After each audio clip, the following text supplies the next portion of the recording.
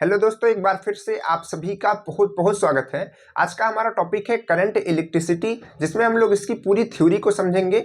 फिर हम लोग इसके न्यूमेरिकल को करने वाले हैं। इसमें जो क्वेश्चन आते हैं आपके एग्जाम में उसको करने वाले हैं, चाहे आप आईआरटी की तैयारी कर रहे हो या फिर पॉलिटेक्निक की तैयारी कर रहे हो। बहुत ही जरूरी चैप्टर है, इससे क्वेश्चन पूछे जाते हैं। तो देखिए यहाँ पर हमने इस पूरे चैप्टर को समराइज करके शॉर्ट लैंग्वेज में कम से कम शब्दों में यहाँ पर लिख दिया है। आपको भी इसको अपने कॉपी में नोट कर लेना है, ताकि आप हर एक फॉर्मूला, हर एक चीज को बहुत ही जल्दी से रिवीजन कर सके जब एग्जाम टाइम में आपको रिवीजन करना हो तो। ठीक है, तो देखिए यहाँ पर कुछ पॉइंट्स हैं जिनके बारे में हम लोग बात करेंगे, क्योंकि करंट इलेक्ट्रिसिटी जो है बहुत ही चीज़ों से मिलकर के बनती है। कहने का मतलब करंट इलेक्ट्रिसिटी का जो टॉपिक है वो छोटा टॉपिक नहीं, उसमें बहुत सारी चीज़ें हैं। उसमें आपको करंट पढ़ना पड़ेगा, उसमें आपको पोटेंशियल पढ़ना पड़ेगा, उसमें आपको पोटेंशियल डिफरेंस पढ़ना पड़ेगा, उसमें आपको इलेक्ट्रिक फील्ड पढ़नी पड़ेगी। बहुत सारी टॉपिक्स होते हैं। हर एक टॉपिक को अगर आप नहीं समझेंगे तो फिर आप क्या जो है क्वेश्चन नहीं कर पाएंगे। ठीक है, तो वहाँ पर आपको प्रॉब्लम होगी। तो हर एक टॉपिक को समझना जरूरी है।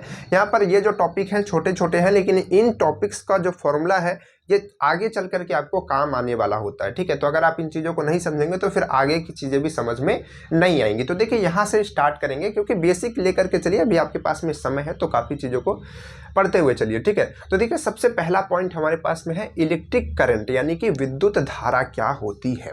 तो आपने विद्युत धारा के बारे में क्लास 10th में स्टार्टिंग में पढ़ा होगा, यानी कि जितने भी टॉपिक लिखे हैं सबसे पहले आपने इन चीज़ों को क्लास 10th में पढ़ा होगा, क्योंकि क्लास 10th में इलेक्ट्रिसिटी नाम का एक चैप्टर है।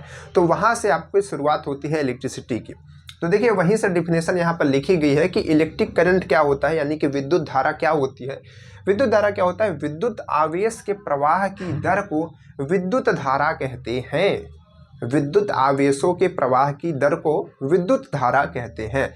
विद्युत यहाँ पर आवेश क्या होता है, विद्युत आवेश क्या होता है, हमने आपको इसके पिछली क्लास में स्टैटिक इलेक्ट्रिसिटी के बारे में पढ़ाया था। स्टैटिक इलेक्ट्रिसिटी, तो जिसमें हमने आपको बताया था कि कोई भी बॉडी होती है, जैसे कि मान लीजिए ये कोई भी बॉडी है। ठीक है, इस पर अगर कोई भी इलेक्ट्रॉन्स आ जाते हैं, ढेर सारे इलेक्ट्रॉन आ जाए, तो इस पे एक चार्ज आ जाता है। क्या हो जाता है? इस पे एक चार्ज आ जाता है। कैसा चार्ज आ जाता है? यहाँ पर निगेटिव चार्ज आ जाता है। कैसा चार्ज आ जाता है? निगेटिव चार्ज, या फिर हम कहें कि निगेटिव यहाँ पर यानी कि ऋणात्मक यहाँ पर आवेश आ जाता है, ऋण आवेश आ जाता है। ठीक है, तो वो आवेश होता है। अगर हम इस पर क्या करें, अगर हम इस पर कोई चीज़ ना डाल करके इससे कोई भी इलेक्ट्रॉन निकाल दें, मतलब कि यहाँ से इलेक्ट्रॉन निकल करके जा रहे हैं, तो ये जो बॉडी होगी वो कैसी हो जाएगी? पॉजिटिव चार्ज हो जाएगी।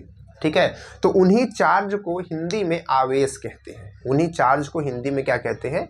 आवेश कहते हैं। ठीक है, तो यहाँ पर आवेश के बारे में हमने पहले ही पढ़ लिया है कि आवेश जो होते हैं दो तरीके के होते हैं। एक होता है पॉजिटिव और एक होता है निगेटिव। एक होता है धन आवेश और एक होता है ऋण आवेश। अगर आप इन चीज़ों को और अच्छे से समझना चाहते हैं तो अगर आपने इसकी पिछली क्लास नहीं देखी है तो बहुत ही मज़ेदार क्लास थी, आप वहाँ पर जा करके देख सकते हैं। हमने पूरा थ्योरी पढ़ा है, फिर उसके बाद क्वेश्चन भी कराए हैं। ठीक है, तो वहाँ पर उसको देखिएगा आवेश क्या होता है।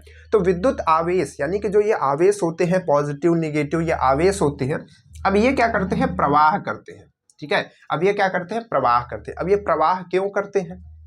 प्रवाह क्यों करते हैं? ठीक है, यहाँ पर लिखा है कि विद्युत आवेशों के प्रवाह की दर को। ठीक है, अब देखिए हमने आपको बताया था, उसमें एक लाइन थी नीचे, हमने बताया था, फिर से वही चीज बता रहे हैं कि करंट जो होता है, करंट, ठीक है, जैसे कि आप समझिए कि यहाँ पर ये आपका कोई तार है। ठीक है, थोड़ा पतला बनाते हैं तब आपको क्लियर होगा। यहाँ पर मान लीजिए कि ये कोई तार है। ठीक है, ये एक तार है। अब इस तार में अगर इस तार से आप क्या करेंगे? ढेर सारे इलेक्ट्रॉन्स निकाल लेंगे। ठीक है, ढेर सारे इलेक्ट्रॉन निकाल लेंगे या फिर ढेर सारे इलेक्ट्रॉन डाल देंगे, तो ये आवेशित हो जाएगी। ठीक है, ऋण आवेशित हो सकती है, धन आवेशित हो सकती है, लेकिन यहाँ पर करंट नहीं आएगी। ठीक है, क्या होगा? करंट यहाँ पर नहीं आएगी। करंट कब आएगा? धारा कब आएगी? इसमें धारा कब आएगी? धारा तब आएगी जब वहां पर जो आपके ये आवेश है, जो उसमें आवेश है, वो मूवमेंट करेंगे, प्रवाहित होंगे। ठीक है, बहेंगे। ठीक है, इसके अंदर में क्या होंगे? प्रवाहित होंगे इस तरीके से, तब उसमें करंट आएगी। ये चीज भी हमने आपको वहां पर बताई थी। ठीक है, तो जब यहाँ पर आवेश क्या करेंगे? प्रवाहित करेंगे, एक जगह से दूसरे जगह स्थानांतरित करेंगे, तब यहाँ पर क्या होगा? आपका करंट जनरेट होगी। ठीक है, तो वही चीज यहाँ पर बताई जा रहा है कि विद्युत आवेश के प्रवाह। अब भाई कोई चीज प्रवाह करेगी तो उसमें कुछ ना कुछ समय लगेगा। कि भाई 4 सेकंड में इतना इलेक्ट्रॉन्स यहाँ से प्रवाहित हुए, ठीक है, या फिर हम कहें कि 5 मिनट में इतने इलेक्ट्रॉन प्रवाहित हुए, हमने कहा कि 1 घंटे में इतने इलेक्ट्रॉन प्रवाहित हुए, तो कुछ ना कुछ तो समय लगेगा भाई। अगर कोई काम हो रहा है तो उसमें समय लगेगा। तो यहाँ पर उसकी दर को, जैसे कि यहाँ पर लिखा है कि प्रवाह की दर, तो जब भी दर की बात आती है, दर मतलब होता है समय यानी कि टाइम। तो टाइम के हिसाब से जब कोई काम होता है तो उसको हम लोग उस चीज का दर कहते हैं, ठीक है। तो टाइम के हिसाब से जब यहाँ पर आवेशों का प्रवाह होता है, टाइम के अकॉर्डिंग जब होता है, तो उसको हम लोग क्या कहते हैं, धारा कहते हैं, ठीक है। अब जैसे कि यहाँ पर ये जो आपके आवेश है वो प्रवाहित हो रहे हैं, ठीक है, आवेश यहाँ पर क्या हो रहे हैं, प्रवाहित हो रहे हैं। तो अब ये आवेश आपके प्रवाहित इधर होते जा रहे हैं, ठीक है। अब इसमें कुछ ना कुछ समय लग रहा होगा। तो अगर हम बात करें प्रति सेकंड की, 1 सेकंड की बात करें कि 1 सेकंड में कितने प्रवाहित हो रहे हैं, तो वही आपकी क्या हो जाएगी, धारा हो जाएगी, ठीक है। बात समझ पा रहे हैं। तो अब इसका फॉर्मूला क्या बनता है, इसको हम लोग आई से रिप्रेजेंट करते हैं, और इसका फॉर्मूला क्या बनता है, इसका फॉर्मूला बनता है विद्युत धारा बराबर आवेश बटे समय। मतलब कि कितने समय में कितने आवेश यहाँ से प्रवाहित हुए, बस वही धारा हो जाती है, ठीक है भाई। कितना हमको ये पता है कि आवेश जो है प्रवाहित होंगे, ठीक है, आवेश प्रवाहित होंगे तो करंट आएगी। अब प्रवाहित होने में कितना समय लगाएंगे, वो समय हमको दिया गया है। तो यहाँ पर आवेश दिया गया है, समय दिया गया है, हमने बताया कि इसमें कितनी धारा होगी, हमने उन दोनों को डिवाइड कर दिया, यहाँ पर हमने आवेश रख दिया, अपॉन में हमने समय रख दिया, हमको धारा मिल जाएगी। तो इसका ये फॉर्मूला बन जाता है। तो I equal Q by T होता है, क्यू यानी कि आपका यहाँ पर आवेश होता है, ठीक है, और यहाँ पर टी आपका समय टाइम होता है। अब देखिए यहाँ पर इसकी यूनिट क्या होती है, इसका मात्रक क्या होता है, Q का होता है कूलाम और T का होता है समय, तो कूलाम बटे समय हो जाएगा, या फिर एम्पियर इसको कह सकते हैं, ठीक है। बात क्लियर है। तो अब आप धारा बता पाएंगे क्या होती है, फिर से हम आपको बता रहे हैं, धारा आप बताएंगे कि आवेश के प्रवाह की दर को, विद्युत आवेश के प्रवाह की दर को हम लोग क्या कहते हैं, धारा कहते हैं, ठीक है। इसका फॉर्मूला क्या होता है, I equal Q by T. अब अगर आप भूल जाए तो आपको अगर डिफिनेशन भी याद है, डिफिनेशन आपने पढ़ा कि आवेश की दर, तो आवेश ऊपर, दर यानी कि समय नीचे रखिए, ठीक है। तो ये आपका फॉर्मूला बन जाएगा। बात क्लियर है। चलिए आगे बढ़ते हैं नेक्स्ट पॉइंट की तरफ। नेक्स्ट पॉइंट हमारे पास है इलेक्ट्रिक पोटेंशियल। अब ये इलेक्ट्रिक पोटेंशियल क्या होता है, बहुत ही कंफ्यूजिंग चीज है भाई। विद्युत विभव कहते हैं इसको हम लोग हिंदी में, क्या कहते हैं, विद्युत विभव कहते हैं।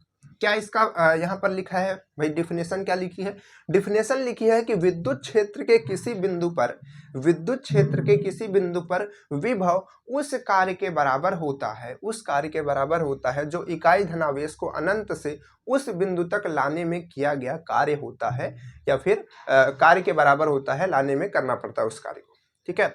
तो उसको हम लोग क्या कहते हैं, उसको हम लोग विद्युत विभव कहते हैं, इसको हम लोग V से रिप्रेजेंट करते हैं, ठीक है। आपने वोल्ट के बारे में सुना होगा, ठीक है। आपने देखिए दो चीज के बारे में सुना होगा, एक सुना होगा एम्पियर और एक सुना होगा वोल्ट। एम्पियर आप सुनते हैं कि इतना एम्पियर करंट है, और फिर कभी कभी कहते हैं कि इतना वोल्ट। जैसे कभी कभी आप कहते हैं बल्ब इतने वोल्ट का, नहीं वो तो वाट होता है यार, वोल्ट का है, ठीक है। या जैसे कि आपने देखा कि इसमें इतनी वोल्ट क्या है, जैसे कि आप बैटरी अगर देखते हैं, जो आपके पास में छोटी सी बैटरी होती है, या फिर सेल देखते हैं, तो उसमें आप देखते हैं कि लिखा हुआ है 1.5 वोल्ट, ठीक है। तो ये जो चीजें होती हैं, यही आपका क्या होता है, विद्युत विभव होता है। अब इसको थोड़ा सा समझते भी हैं, आपने ऐसा देखा ही नहीं देखा है, ठीक है। छोटी वाली जो बैटरी आती है, सेल आता है, उसमें हमने देखा हुआ लिखा 1.5 वोल्ट। या फिर आपका जो बैटरी होता है फोन का, अगर अब तो निकलता नहीं है, पहले जो फोन होते थे उनकी बैटरी निकलती, तो उसमें आप देखेंगे तो उसका जो इंस्ट्रक्शंस लिखा होता है, हर चीज में उसमें लिखा होता है कि ये कितने वोल्ट की बैटरी है, ठीक है। तो इन चीजों के बारे में वहां पर बताया गया होता है, और इसमें आपका उसमें धारा भी लिखा होता है। अगर आप अपना चार्जर उठा करके देखेंगे तो आपको चार्जर में दिखेगा इतना एम्पियर और इतना वोल्ट, ठीक है, ठीक है। तो वो सारी चीजें यही होती हैं। तो देखिए यहाँ पर इलेक्ट्रिक पोटेंशियल क्या होता है, विद्युत विभव। तो ये तो हमने डिफिनेशन पढ़ ली भाई, डिफिनेशन से थोड़ी ना कुछ काम होता है। डिफिनेशन में कहा गया कि विद्युत क्षेत्र के किसी बिंदु पर विभव जो होता है, देखिए विभव जो होता है एक तरीके का कार्य होता है, एक तरीके का क्या होता है, कार्य होता है। कैसा कार्य, जैसा कि मान लीजिए कि हमारे पास ये बॉटल है, ठीक है, और ये पूरा विद्युत क्षेत्र है, ठीक है, मतलब कि इसमें पूरा विद्युत क्षेत्र है, और हम यहाँ से किसी पार्टिकल को लेकर के यहाँ तक आए, ये पूरा विद्युत क्षेत्र है, ठीक है, ये पूरा हमारा विद्युत क्षेत्र है, और विद्युत क्षेत्र में से एक पार्टिकल को यहाँ से लेकर के हम यहाँ तक आए, तो कुछ ना कुछ हमको कार्य करना पड़ेगा। अरे भाई, अगर आप अगर आप किसी को यानी कि जैसे मार्कर को लेकर के यहाँ से मान लीजिए कि आपको कहीं पर लेकर जाना है, इसको रखना, तो वो भी तो एक काम होता है। कहते यार हम ये काम नहीं करेंगे, ये कार्य हम नहीं करेंगे, उसका मतलब क्या हुआ कि वो एक काम है ना। तो अगर हम किसी चीज को लेकर के कहीं पर जाते हैं तो वो एक तरीके का कार्य होता है।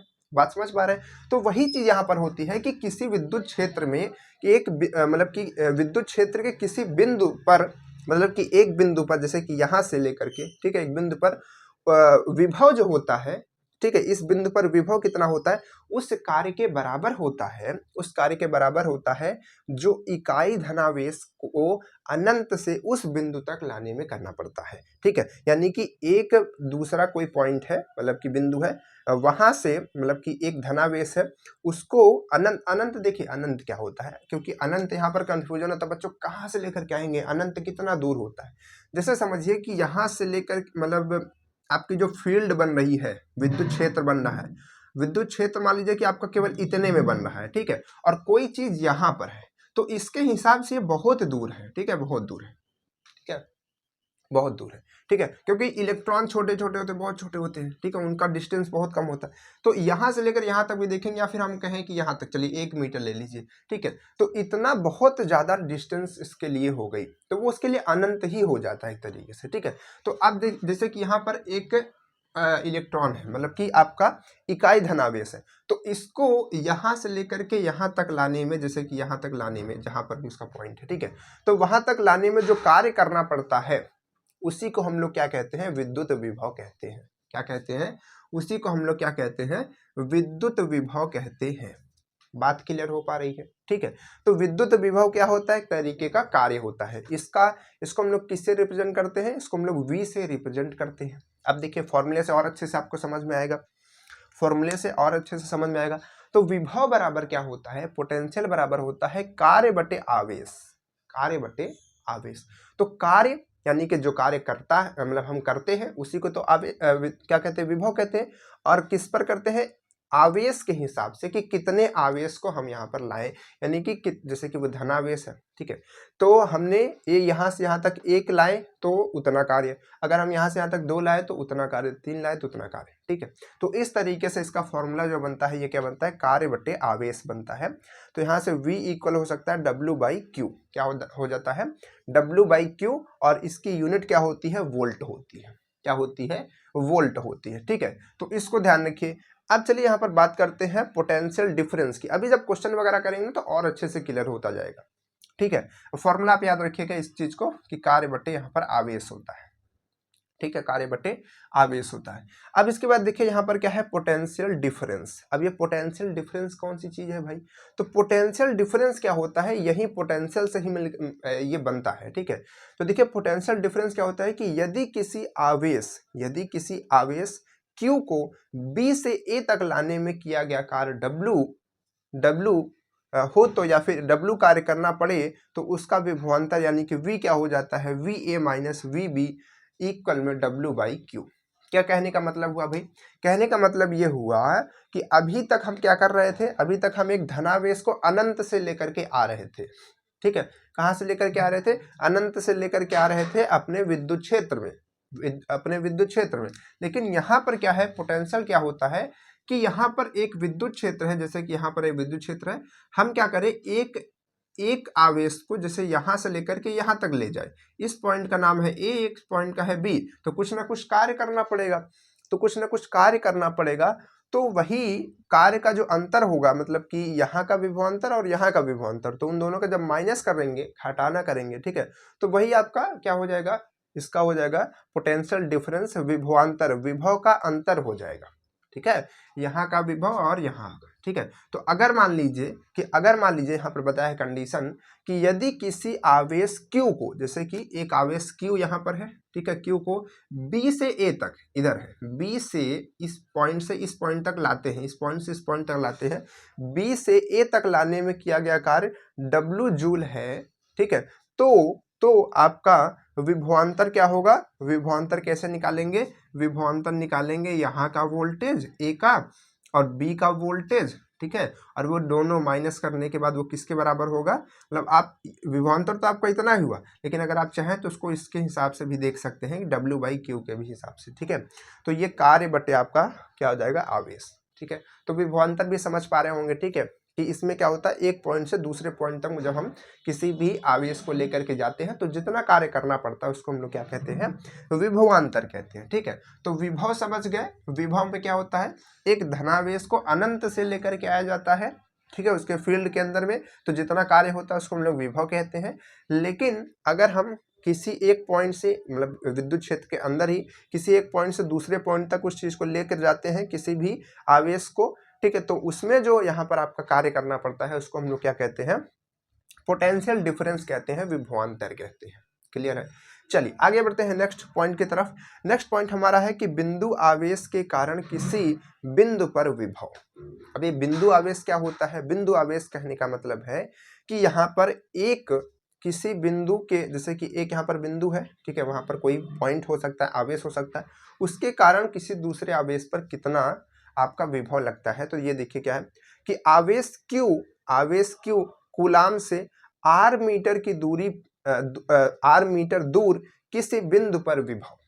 क्या कहने का मतलब है कि आवेश Q से, जैसे कि एक आवेश यहाँ पर Q है, ठीक है, Q से r मीटर की दूरी, अब ये दूरी इतना भी हो सकती है, हमने यहाँ पर मान लिया r मीटर की दूरी, r मीटर दूर किसी बिंदु पर, मान लीजिए कि यहाँ पर ये बिंदु है r मीटर दूर, उस पर विभव कितना होगा, मतलब कि इस आवेश के द्वारा यहाँ पर कुछ ना कुछ विभव लग रहा होगा, ठीक है, जो कि इनके बीच की दूरी कितनी है, r है। जैसे कि इसके पहले वाले स्टैटिक इलेक्ट्रिसिटी में हमने पढ़ा था कि अगर एक आपका आवेश यहाँ पर है और एक आवेश यहाँ पर है, मान लीजिए कि ये प्लस में है, ये भी प्लस में है, तो ये दोनों एक दूसरे के ऊपर फोर्सेस लगा रहे होंगे, ठीक है, ऐसे दूर भागने की कोशिश करेंगे, क्योंकि दोनों प्लस है। मान लीजिए कि एक मान लीजिए कि माइनस अगर हम कह दें, तो ये इसको इधर की तरफ खींच रहा होगा, इसको इधर की तरफ, तो इनके बीच एक फोर्स लग रहा होगा आपस की तरफ आने में, ठीक है। तो उसी तरीके से ये तो फोर्स हो गया, ये तो आपका बल हो गया। लेकिन अगर हम बात करें कि Q आवेश जैसे यहाँ पर है और r मीटर की दूरी पर कोई एक बिंदु है,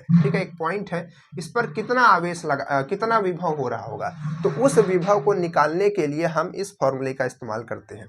तो वो विभव कितना होगा, वो विभव आपका होगा V = A इंटू में Q और अपॉन में R होगा। A क्या होता है, A आपका होता है 9 × 10⁹, ये आपकी वैल्यू होती है, ठीक है। इसके बाद Q आप जानते ही हैं, Q आपको दिया रहेगा कि इस कूलाम की वजह से इतना होता है, और डिस्टेंस आपको दिया रहेगा कि R डिस्टेंस पर, ठीक है। तो यहाँ पर हम एक क्वेश्चन भी कर सकते हैं अगर चाहे तो, अभी क्वेश्चन आगे करेंगे इन चीज़ों पे, ठीक है। तो इसको ध्यान रखिए। बात समझ पाए कि नहीं समझ पाए, फिर से समझाएं इसको। चलिए एक बार और समझ लेते हैं। हमने कहा कि Q आवेश, जैसे कि यहाँ पर कोई आवेश Q है, अब वो 5 कूलाम हो सकता है, 4 कूलाम हो सकता है, 10 कूलाम, या फिर जैसे हम एग्जाम्पल से ही समझ लेते हैं, जैसे हमने कहा कि 10 कूलाम है, ठीक है, 10 कूलाम है, ठीक है, और ये 10 कूलाम जो है, ये 10 कूलाम जो है 4 मीटर के डिस्टेंस पर, ठीक है, ये 10 कूलाम हम ऐसे लिखते हैं, 10 कूलाम जो है 4 मीटर की डिस्टेंस पर, 4 मीटर की डिस्टेंस पर एक बिंदु है, ठीक है, एक बिंदु 4 मीटर की डिस्टेंस पर कितना यहाँ पर विभव लगा रहा होगा, या फिर कितना विभव आ रहा होगा, ठीक है, इसके कारण, किसके कारण, यहाँ पर इस आवेश के कारण, ठीक है। तो अब ये से, तो इस फॉर्मूले में हम रखेंगे Q और यहाँ पर R, ठीक। तो अब देखिए A आपको पता है 9 × 10⁹ इंटू Q, तो यहाँ पर रख दीजिए 10, और अपॉन में R आपको कितना दिया है, ये 10 हो गया, उसके बाद R आपको दिया है, तो उसको मीटर में ही रखना है, ठीक है, क्योंकि मीटर में है, देखिए लिखा हुआ। तो अब हम क्या करेंगे, अब हम यहाँ से इसको कट कर सकते हैं, ठीक है,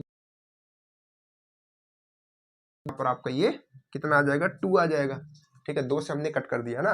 तो अब यहाँ से इसको हम कट करेंगे तो ये आपका आ जाएगा 4.5, ठीक है। अब इसको इसमें मल्टीप्लाई करेंगे तो 5 25 का 5 हासिल लगेगा 2, और 4 5 20 2 22, ठीक, इतना, और एक संख्या का, तो इतना, और इंटू 10⁹, तो इतना आपका वोल्ट में जो है ये क्या हो जाएगा, आपका वो आ जाएगा, विभव आ जाएगा। ठीक है, तो इतना वोल्ट यहाँ पर विभव ये जो है 10 कूलाम 4 मीटर की दूरी पर लगा रहा होगा। बात समझ पा रहे हैं? ठीक है, चलिए तो इसको ध्यान रखिएगा। आप इस तरीके से किसी भी बिंदु पर निकाल सकते हैं कि किसी क्यू कूलाम के द्वारा कितना हमारा वहां पर विभव लग रहा होगा। ठीक है, इसका इरेज करने का कहाँ चला गया भाई? चलिए हाथ से ही हटाना पड़ेगा। ठीक है, चलिए ध्यान रखिएगा इस चीज को। आगे बढ़ते हैं नेक्स्ट पॉइंट की तरफ। नेक्स्ट पॉइंट क्या है? ईएमएफ ऑफ सेल है। ईएमएफ ऑफ सेल क्या होता है? अच्छा, सेल क्या काम करता है और ईएमएफ, इसमें दोनों चीज आपके लिए नई हो सकती है कि ये ईएमएफ क्या है, या फिर पढ़े होंगे तो हो सकता है भूल गए होंगे। तो देखिए यहाँ पर अभी हमने बात की कि विद्युत आवेश के प्रवाह की दर को हम लोग धारा कहते हैं। कहने का मतलब है कि अगर किसी चीज में करंट लानी है, ठीक है, धारा लानी है, तो उसमें इलेक्ट्रॉन हमेशा ऐसे फ्लो करते रहने चाहिए। क्या करते रहने चाहिए? फ्लो करते रहने चाहिए। जैसे कि यहाँ पर देखिए, आप ध्यान से समझिएगा, एक सर्किट हम बनाने जा रहे हैं। सर्किट में एक यहाँ पर बल्ब है, ठीक है, एक यहाँ पर क्या है, इस तरीके से बल्ब है। ठीक है, इस तरीके से एक बल्ब है हमारे पास में सर्किट में।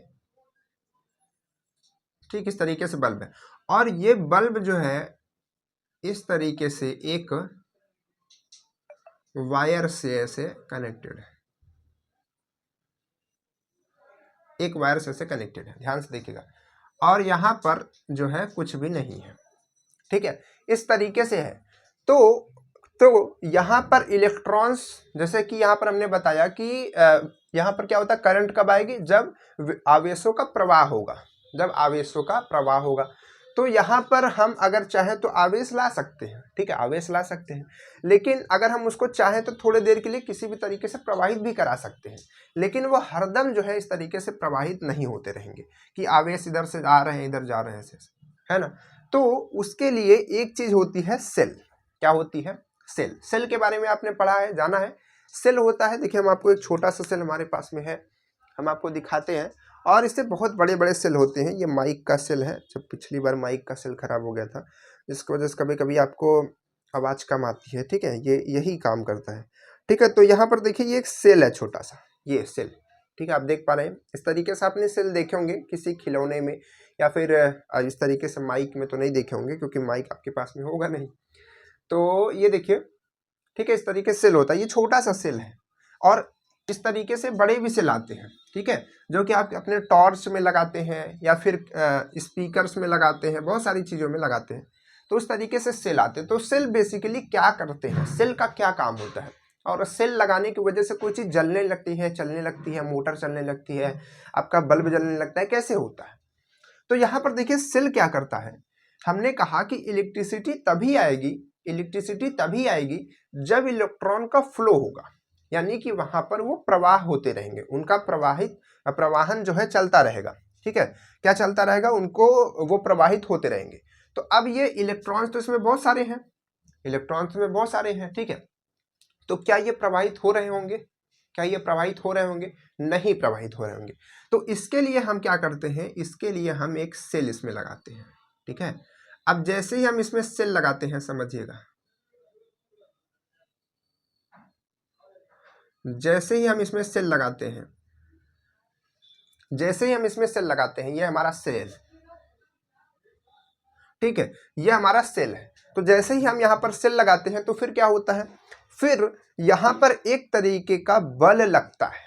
क्या लगता है? बल लगता है। कैसा बल लगता है? बल लगता है विद्युत वाहक बल। इसको हम लोग हिंदी में क्या कहते हैं?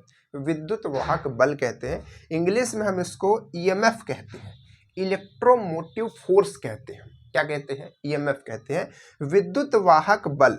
यानी कि ये क्या करता है, ये एक ऐसा बल होता है जो कि यहाँ पर जो आवेश है, ठीक है, जो यहाँ पे आवेश है उन पर बल लगाता है, और बल लगा करके प्रवाहित करता है। यानी कि यहाँ से पॉजिटिव से, जैसे कि आपका पॉजिटिव, मान लीजिए कि ये सेल का पॉजिटिव निगेटिव होता है ना, पॉजिटिव हो गया, और इधर मान लीजिए कि आपका निगेटिव हो गया, तो यहाँ पे जो इलेक्ट्रॉन्स होंगे ये इसको इधर की तरफ पुश करेगा, तो इलेक्ट्रॉन इधर की तरफ जाएंगे, और इधर के इलेक्ट्रॉन घूम घूम करके इसको इधर की तरफ खींचने का काम करेगा। ठीक है, तो इस तरीके से जैसे ही हम सेल लगाते हैं, जैसे ही हम सेल लगाते हैं ये इधर से इलेक्ट्रॉन को ठेलना और इधर से इसको खींचना, तो इसमें पूरा सर्किट जो है वो चालू कर देता है, यानी कि इलेक्ट्रॉन अब मूवमेंट होने लगते हैं, इस तरीके से मूवमेंट होने लगते हैं। और इलेक्ट्रॉन यहाँ पे जाते हैं, इस तरीके से जाएंगे इसके अंदर, और यहाँ पर इलेक्ट्रॉन क्या करते हैं, क्योंकि बल्ब को हमने इस तरीके से बनाया है कि जब यहाँ पर इलेक्ट्रिसिटी आएगी, इलेक्ट्रॉन्स फ्लो आएंगे, तो वो क्या हो जाएगा, प्रकाश के रूप में फैल जाएगा। ठीक है, तो यही निकल करके यहाँ पर बाद में फिर प्रकाश के रूप में फैलते जाते हैं और हमारा बल्ब जो है जलता रहता है, हमको लाइट मिलती रहती है। अब जैसे जैसे इधर इलेक्ट्रॉन्स में वो जो है हमारी एनर्जी जो है प्रकाश के फॉर्म में रिलीज होती रहती है, निकलती रहती है, बैटरी हमारी डाउन होती रहती है और उसके बाद एट द लास्ट यहाँ पर पूरी बैटरी डाउन हो जाती है और बल्ब हमारा बंद हो जाता है। बात समझ पा रहे हैं? यही चीज मोटर के साथ हो सकती है। जैसे कि मान लीजिए कि यहाँ पर हमने मोटर लगा दिया, तो फिर क्या होगा, इलेक्ट्रॉन फ्लो होगा, जिसकी वजह से यहाँ पर मैग्नेटिक फील्ड बनेगा और मैग्नेटिक फील्ड क्या करेगा, वहां पर इस तरीके से फोर्स लगाएगा कि वो जो उसका रोटर है मोटर का, उसको रोटेट करेगा, तो मोटर यहाँ पर घूमती रहेगी और तब तक घूमती रहेगी जब तक ये प्रवाहित करता रहेगा। और कब तक प्रवाहित करता रहेगा, जब तक इसके पास चार्ज होगा। ठीक है, जब तक ये चार्ज होगा, जब तक इसके पास आवेश होंगे, तब तक ये इसको क्या करता रहेगा, प्रवाहित करता रहेगा। जैसे ही इसका चार्ज खत्म होगा, आवेश खत्म होंगे, वैसे ही यहाँ पर ये सारे काम बंद हो जाएंगे। बात समझ पा रहे हैं? तो सेल जो होता है बेसिक यही काम करता है कि वो सर्किट में आवेशों का प्रवाह करता है। ठीक है, सर्किट में आवेशों को प्रवाहित करता है, आवेशों का प्रवाह लाता है। अगर सेल नहीं लगाएंगे तो वहां पर प्रवाह नहीं आएगा। अब सेल के अलावा वहां पर जरूरी नहीं कि हम सेल ही लगाएं, हम बैटरी भी लगा सकते हैं। ठीक है, और अब सेल और बैटरी में क्या अंतर होता है, तो अगर हो सकता है शायद एक आध बार हमने इस चीज को बताया है, फिर से बता रहे हैं, सेल और बैटरी में क्या अंतर होता है। तो देखिए, जैसे कि यहाँ पर एक हमने सेल लगाया, ठीक है, ये आपका सेल हुआ, ये आपका क्या है, ये आपका सेल है ना, ये आपका सेल है कि नहीं है, बिल्कुल है। ठीक है, अब यहां पर हमने क्या किया, यहां पर हम एक सेल और ऐड कर दिए। देखिए यहां पर इसी तरीके से ऐड किया जाता है ना सेल, इसी तरीके से ऐड किया जाता है। तो जैसे ही हमने यहाँ पर एक सेल और ऐड किए, ठीक है, यहाँ पर एक सेल हमने और ऐड किए, ये क्या बन गया, अब यहाँ और यहाँ से अगर हम कनेक्शन लेंगे तो ये प्लस और ये माइनस, तो अब ये हमारा बैटरी बन गया। अब ये सेल नहीं है, तो सेल के ग्रुप को हम लोग बैटरी कहते हैं। दिन भर चलती है, पहले तो जो होती थी कम चलती थी, लेकिन अब बहुत अच्छी बैटरी आती है। ठीक है, 5-5 हजार mAh की आती है, 6-6, 7, 7.5 की आती है। ठीक है, बहुत ज्यादा चलती है। ठीक है, तो ये बैटरी इस तरीके से होती है। तो सेल का ग्रुप जो होता है बैटरी कहलाता है। ठीक है, तो यहाँ पर बैटरी और सेल का बेसिक काम यही होता है कि वो क्या करते हैं, यहाँ पर जो हम और प्रवाहित कैसे करते हैं, उस पर बल लगाते हैं। कैसा, यहाँ पर विद्युत वाहक बल लगाते हैं, जिसको हम लोग EMF कहते हैं, इलेक्ट्रोमोटिव फोर्स कहते हैं। ठीक है, EMF कहते हैं। तो बात समझ पा रहे हैं? तो सेल का काम क्या होता है, प्रवाहित करना, और प्रवाहित किसकी वजह से करता है, यहाँ पर एक बल लगाता है। अब वो बल हम कैसे निकालेंगे कि कितना बल लग रहा है ना भाई। अगर हम कोई चीज पढ़ते हैं कि हाँ भाई एक बल लग रहा है EMF, और इसी की वजह से ये चीज हो रही है, तो अब हम ये भी चाहेंगे ना कि हम उसको कैलकुलेट कर पाए कि कितना बल लग रहा है। तो EMF को कैलकुलेट करने के लिए, EMF हम लोग यहाँ पर E से लिखे हुए हैं, EMF पूरा आप लिख सकते हैं। इसको कैलकुलेट करने के लिए इसका फॉर्मूला होता है सेल द्वारा किया गया कार्य, मतलब सेल ने कितना कार्य किया, और अपॉन में परिपथ में प्रवाहित आवेश, परिपथ में कितने आवेश प्रवाहित हो रहे थे। ठीक है, तो कार्य अगर आप पता कर लेंगे और उसमें पता कर लेंगे कितने आवेश प्रवाहित हो रहे थे, क्योंकि सेल की वजह से ही तो प्रवाहित हो रहे थे और सेल की वजह से ही कार्य हो रहा था। कार्य का मतलब जैसे कि बल्ब है तो वो जल रहा है, तो वो कार्य के फॉर्म में हो रहा है। ठीक है, मोटर है तो वो चल रही है, तो वो भी कार्य के फॉर्म में हो रही है। तो यहाँ पर किया गया कार्य हो गया, और अपॉन में क्या हो गया, परिपथ में प्रवाहित आवेश। तो इन दोनों का अगर आप अपॉन करते हैं तो आपका क्या मिल जाएगा, आपका EMF पता चल जाएगा कि यहाँ पर सेल ने कितना EMF लगाया। तो सेल का EMF आप कैसे निकाल पाएंगे, इस फॉर्मूले से। तो अब देखिए, इस फॉर्मूले में किया गया कार्य को हम लोग W कहते हैं, और परिपथ में प्रवाहित आवेश को हम लोग Q कहते हैं। Q यानी कि यहाँ पर आवेश किसके फॉर्म में होता है, कूलाम के फॉर्म में, इतना कूलाम इतना कूलाम। ठीक है, अब यहाँ पर ये जो टोटल आपकी बनती है, मतलब कि आवेश का भी जो मात्रक होता है वो वोल्ट ही होता है। ठीक है, क्या होता है, वोल्ट होता है। बात समझ पा रहे हैं? ठीक है, तो जैसे कहते हैं इतने वोल्ट की बैटरी है, तो ज्यादा वोल्ट की अगर बैटरी रहेगी, ठीक है, ज्यादा वोल्ट की बैटरी रहेगी तो ज्यादा अच्छे से काम करेगी। ठीक है, चलिए आगे क्या है, आगे नेक्स्ट हमारे पास लास्ट पॉइंट है, विद्युत क्षेत्र की तीव्रता। अब ये विद्युत क्षेत्र क्या होता है भाई, देखिए जब विद्युत प्रवाहित होता है तो इसके अगल बगल, जैसे कि यहाँ पर ये प्रवाहित होता है तो इसके अगल बगल एक विद्युत क्षेत्र बनाता है, ठीक है, एक विद्युत क्षेत्र बनाता है जिसको हम लोग इलेक्ट्रिक फील्ड कहते हैं। क्या कहते हैं? इलेक्ट्रिक फील्ड कहते हैं। इसके बारे में और भी आगे हम लोग पढ़ेंगे, बस यहाँ पर थोड़ा सी इस चीज़ को समझ लीजिए। आगे इसका पूरा चैप्टर आएगा जिसमें हम लोग इलेक्ट्रिक फील्ड के बारे में पढ़ेंगे। उसमें हम देखेंगे कि ये कितना फोर्स लगाता है, किस तरीके से होता है, कितनी इसके डिस्टेंस पे कितना फोर्स, हर एक चीज़ पढ़ेंगे। बस यहाँ पर अभी थोड़ा सा समझ लीजिए कि विद्युत क्षेत्र की तीव्रता क्या होती है। कि विद्युत क्षेत्र हमने बता दिया ये होती है। तो अब विद्युत क्षेत्र जैसे यहाँ पर हो गया, ठीक है, तो अब विद्युत क्षेत्र यहाँ पर कुछ ज़्यादा फोर्स लगा रहा होगा, यहाँ पर कुछ और लगा रहा होगा, यहाँ पर कुछ और लगा रहा होगा, यहाँ पर कुछ और, तो हर एक जगह पर वो अलग अलग तरीके का फोर्स लगाता है। क्यों? क्योंकि भाई आपका यहाँ पर तार है, ठीक है, ये यहाँ पर उसका एक चक्कर है, ठीक है, इस तरीके से मान लीजिए कि ये तार है, यहाँ पर उसका सेंटर, ठीक है, इस तरीके से उसमें फील्ड्स बनी हुई है, ठीक है,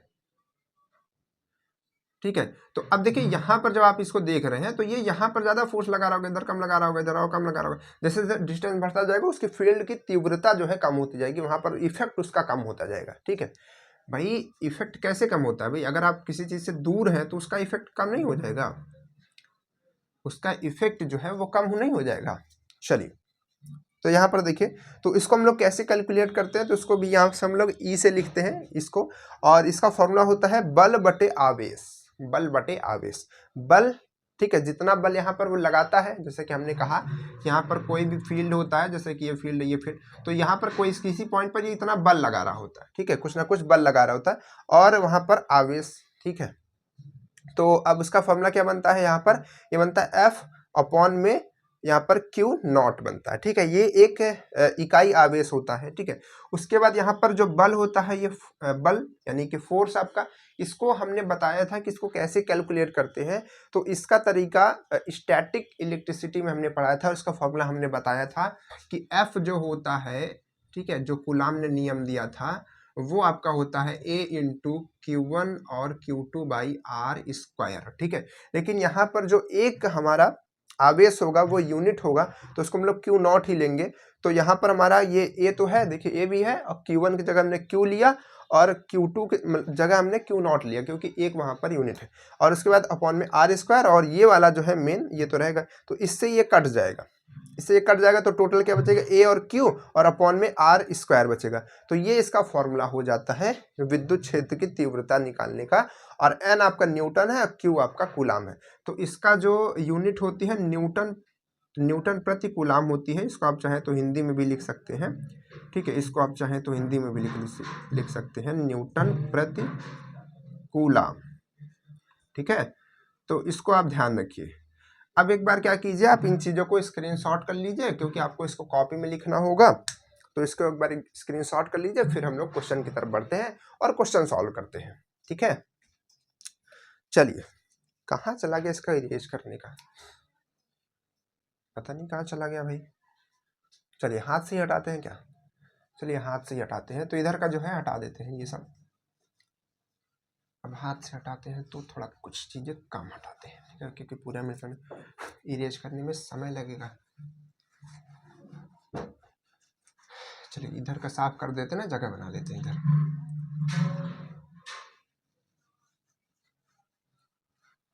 ठीक है। चलिए इतने में तो बहुत क्वेश्चन सॉल्व हो जाएंगे, इतने में तो सारे क्वेश्चन सॉल्व हो जाएंगे भाई, ठीक है। चलिए तो अब हमको यहाँ से क्वेश्चन सॉल्व करने हैं, तो आप लोग भी कॉपी पेन उठा लीजिए और अब हम लोग क्वेश्चन सॉल्व करते हैं इस चैप्टर के, है ना, बढ़िया बढ़िया क्वेश्चन। तो देखिए सबसे पहला क्वेश्चन है कि किसी विद्युत क्षेत्र में किसी बिंदु पर, लिखते चले क्वेश्चन, किसी विद्युत क्षेत्र में, किसी विद्युत क्षेत्र में, विद्युत क्षेत्र में, किसी विद्युत क्षेत्र में किसी बिंदु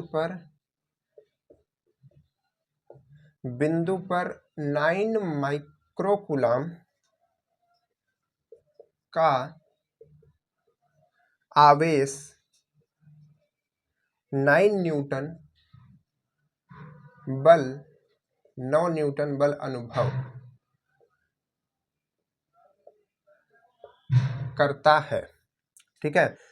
उस बिंदु पर विद्युत क्षेत्र की तीव्रता क्या होगी।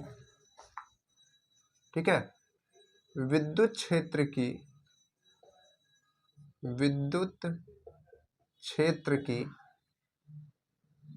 तीव्रता आपको बतानी है। ठीक है, बहुत ही छोटा क्वेश्चन हम लेकर के पहले स्टार्टिंग में चले हुए हैं, यहीं से सॉल्व करके बताएंगे क्या है।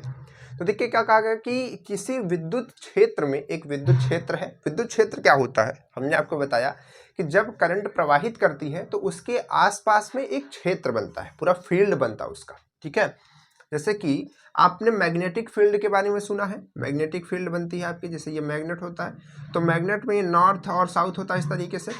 तो यहाँ पर क्या होता है, फील्ड्स बनती हैं इस तरीके से, ऐसे इस तरीके से ऐसे फील्ड्स बनती है।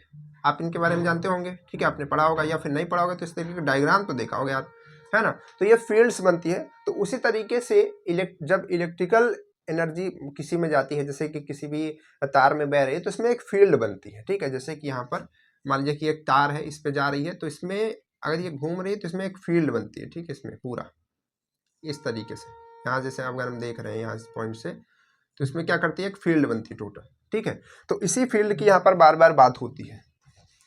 चलिए आगे बढ़ते हैं।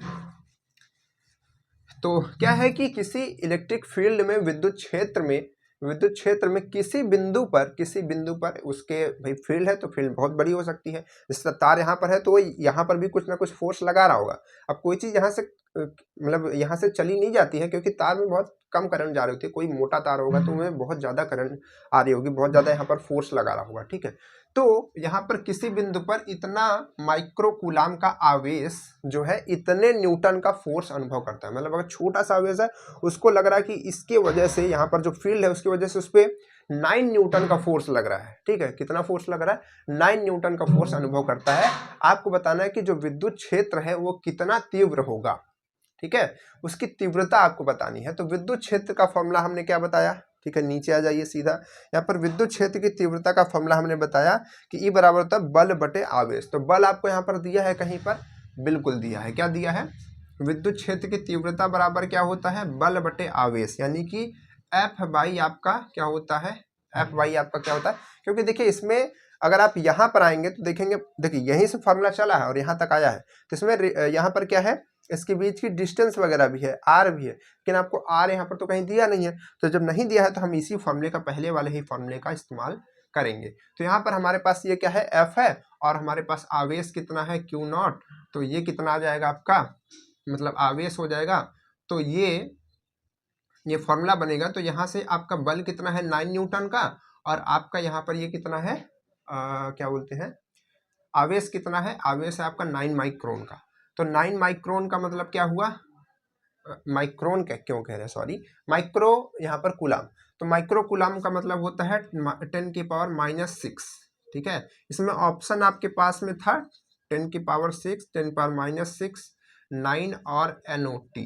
ठीक है, इस तरीके से करेंगे तो देखिए 9 से 9 इसको कट कर देंगे और ये चीज जो है घूम के जब ऊपर जाएगी तो हो जाएगी 1 × 10 की पावर 6। ठीक है, तो इसको हम लोग 10 की पावर 6 भी तो लिख सकते हैं। ठीक है, तो इतना ये क्या आ जाएगा, आपका विद्युत क्षेत्र की तीव्रता आ जाएगी। ठीक है, और ये इसकी यूनिट क्या होगी, इसकी यूनिट होगी न्यूटन पर कूलाम, क्योंकि ये न्यूटन में है और ये कूलाम में है। ठीक है, न्यूटन पर कूलाम हो जाएगी। ठीक है, तो इतना आ जाएगा। ऑप्शन कौन सा सही होगा, ऑप्शन नंबर ए आपका राइट आंसर हो जाएगा। क्लियर है, चलिए तो फॉर्मूला को ध्यान रखिए। अभी सब ये फॉर्मूले इकट्ठा मिल करके आपको बड़े क्वेश्चन में देखने को मिलेंगे। ठीक है, पहले एक एक अलग अलग कर लेते हैं, फिर उसके बाद इकट्ठा जब आएगा तो उसमें करेंगे फिर। चलिए, तो ये क्वेश्चन हो गया ना। इसके बाद नेक्स्ट क्वेश्चन क्या है, नेक्स्ट क्वेश्चन है कि एक इलेक्ट्रॉन को अनंत से, एक इलेक्ट्रॉन को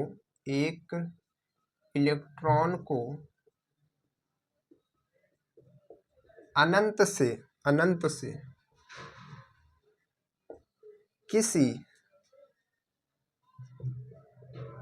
किसी आवेशित चालक तक लाने में 4.8 × 10 की पावर -18 जूल कार्य करना पड़ता है। ठीक है, आगे क्या है, आवेशित चालक के विभव में वृद्धि, विभव में वृद्धि होगी। ठीक है, आपके पास में ऑप्शन है 1.5 जूल, नहीं, यहाँ पर है 6 जूल पर कूलम, 4 जूल पर कूलम, 40 जूल पर कूलम और 30 यानी कि 30 जूल पर कूलम। ये आपके पास में ऑप्शन है। ठीक है, कैसे सॉल्व करेंगे, तो देखिए सबसे पहले ये कहा गया कि अनंत से किसी चालक को लाते हैं, तो ये चीज़ हमने कहाँ देखी थी, जब हम किसी चीज़ को लाते थे वो हमने देखा था पोटेंशियल में। ठीक, यहाँ पर पोटेंशियल में देखा था, तो इलेक्ट्रिक पोटेंशियल में देखा था किसी चीज़ को इधर लाते हैं तो उसमें हम देखा कि कितना विभव में वृद्धि होगी या फिर कितना विभव वहाँ पर आपका आएगा। ठीक है, अब यहाँ पर विभव का जो यूनिट आप देख पा रहे हैं जूल पर कूलाम देख पा रहे हैं, तो इसका जूल होता है, इसका कूलाम होता है, तो जूल पर कूलाम भी कह सकते हैं, वोल्ट भी कह सकते हैं। देखिए जानबूझ के वोल्ट नहीं लिखा है, क्योंकि वोल्ट लिखा होता तो आप समझ जाते हैं कि यहाँ पर वोल्ट ही निकालना है, तो इस तरीके से घुमा करके लिखा हुआ है। ठीक है, कोई बात नहीं, तो कहने का मतलब हमको क्या करना है, विभव निकालना है, वी निकालना है। ठीक है, यहाँ देखिए विभव में वृद्धि क्या होगी, तो वी बराबर क्या होता है, W/Q। क्या होता है, W/Q। देखिए ये कार्य बटे आवेश, तो कार्य कितना हुआ है, कार्य इतना हुआ है, और आवेश कितना है, एक इलेक्ट्रॉन को कह रहा है।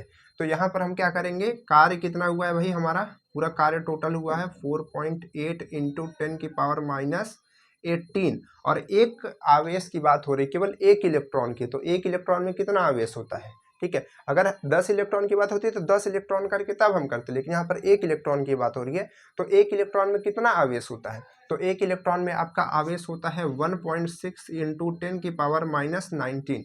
यही तो होता है ना, ये तो होता है, आपको ये चीज़ें याद रखनी पड़ेगी। तो अब देखिए इसको तो कैसे हम सॉल्व करेंगे, तो देखिए इसको हम इससे कट करेंगे तो 3 आएगा। ठीक है, और अगर हम इस चीज़ को ऊपर ले जाएंगे तो ये 10⁻19 और ये 18 वाला तो ऊपर ही रहेगा, लेकिन ये माइनस में रहेगा। ठीक है, तो यहाँ से ये चीज़ 3 आ जाएगी, और ये दोनों अगर घटाएंगे क्योंकि बेस सेम है, ये पावर घट जाएंगे तो ये आ जाएगा आपका 10⁻1। ठीक है, और 10⁻1 10 ही होता है, तो 10 और 3 का मल्टीप्लाई कर देंगे तो 30 आ जाएगा, 30 वोल्ट कह दीजिए, फिर जूल पर कूलाम कह दीजिए। ठीक है, तो ये आपका आंसर आ जाएगा ये वाला। बात क्लियर है। ठीक है, चलिए ध्यान रख पाएंगे, देखिए क्वेश्चन को पढ़ करके घबराना नहीं है, इसीलिए तो पहले छोटे छोटे थोड़ा क्वेश्चन कराते हैं कि आप इसको देख करके कम से कम घबराए नहीं, समझें क्वेश्चन में कुछ नहीं होता है, बस उसको पढ़ करके हमको सॉल्व करना होता है। ठीक है, उसको पढ़ करके हमको सॉल्व करना होता है। ठीक, चलिए आगे बढ़ते हैं नेक्स्ट क्वेश्चन की तरफ। नेक्स्ट क्वेश्चन क्या है, थोड़ा सा एक डायग्राम से बना करके है, समझिएगा। इस तरीके से डायग्राम यहाँ पर है, एक ट्रायंगल है, और यहाँ पर ये पॉइंट आपका ए है, यहाँ पर ये पॉइंट बी है, यहाँ पर ये सी है। यहाँ पर +3 वोल्ट है, यहाँ पर क्या है, यहाँ पर -2 वोल्ट है, और यहाँ पर -3 वोल्ट है। ठीक है, ये है, और आपसे पूछा जा रहा है, यहाँ पर क्वेश्चन है कि 1.5 कूलाम के आवेश को ए से बी तथा सी बिंदु से होते हुए